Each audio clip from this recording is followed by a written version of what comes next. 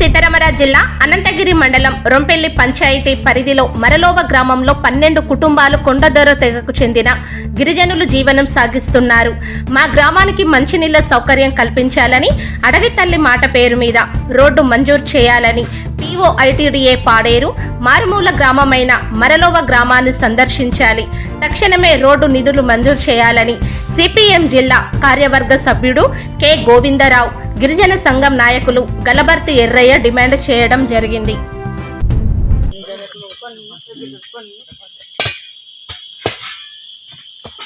గ్రామానికి మాకు రోడ్ లేదండి, బోర్ వస్తుందంటే మేము కౌకులు పడుతున్నాం. మాకు గవర్నమెంట్ మాకు రోడ్డు కావాలా. ఇలాంటి రైలు పనిచేయాలంటే చాలా కష్టం అవుతుంది. మాకు ఏదైనా మాకు ఉపయోగం కావాలా, రోడ్డు కావాలి, రోడ్డు కావాలా. మాకు బోర్ పంట వచ్చిందని మేము ఇలా కౌకులు పడుతున్నాము. రోడ్డు చేయడానికి ఈ రాళ్ళన్నీ తీయాలంటే మేము జేసీపీ అని మేము చెప్తున్నామండి. దీనికి ఏదైనా మాకు ఉపయోగం చేయండి.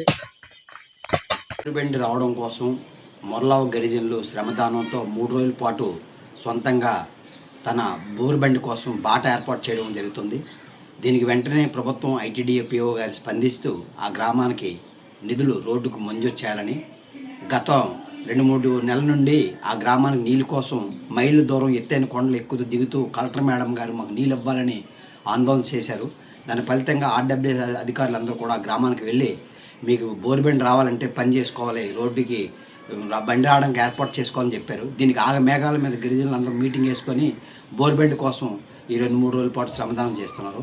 వెంటనే అటువంటి గ్రామానికి మారుమూల గ్రామం అయినటువంటి రొంపెల్లి పంచాయతీ అల్లూరు సీతారామరాజు జిల్లా గ్రామానికి ఐటీడీఏ పీఓ సందర్శించి ఆ గ్రామానికి వెంటనే రోడ్డు మంజూరు చేసి బోర్ ఏర్పాటు చేయవలసిందిగా మేము డిమాండ్ చేస్తున్నాం.